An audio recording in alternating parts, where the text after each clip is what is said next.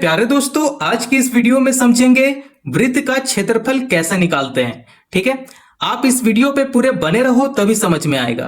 तो देखिए, प्रश्न है हमारे पास, यदि एक वृत्त की त्रिज्या 14 सेंटीमीटर हो तो वृत्त का क्षेत्रफल ज्ञात कीजिए, है ना।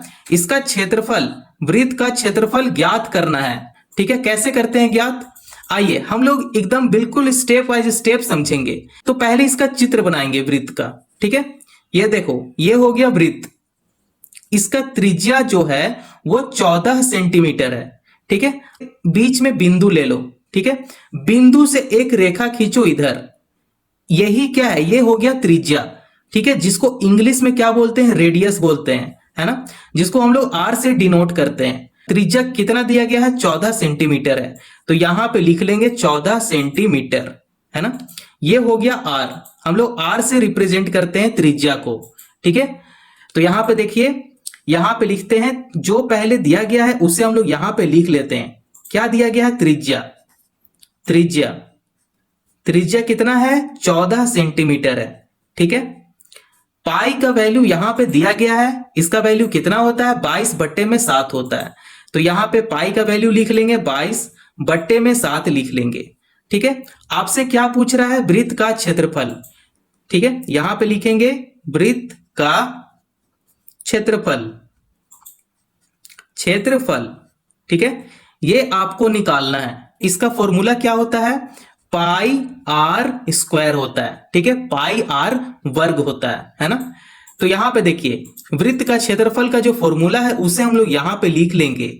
पाई, बीच में कुछ भी नहीं है तो बीच में गुना है, तो यहां बीच में गुना करेंगे, आर स्क्वायर है, आर का वर्ग है। ठीक है, तो आर को कितना बार लिखेंगे, 2 बार लिखेंगे, आर गुने आर लिखेंगे। ठीक है, आर का जगह पे आपको 14 पुट करना है, क्योंकि त्रिज्या कितना है, 14 है ना। तो आर का जगह पे आपको 14 पुट करना है।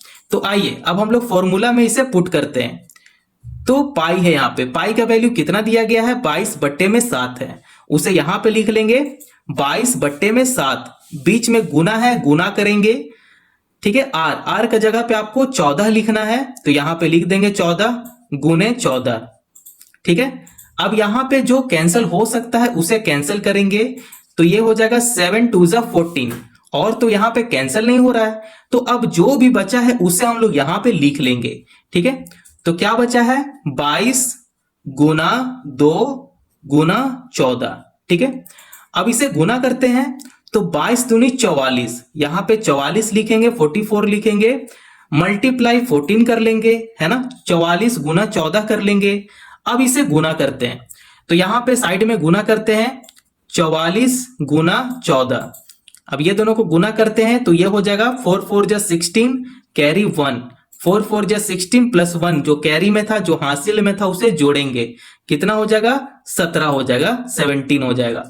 ये हो जाएगा 1, अगर 4 के साथ मल्टीप्लाई करेगा तो ये हो जाएगा 4 1 जा 4, और ये भी 4 1 जा 4 हो जाएगा।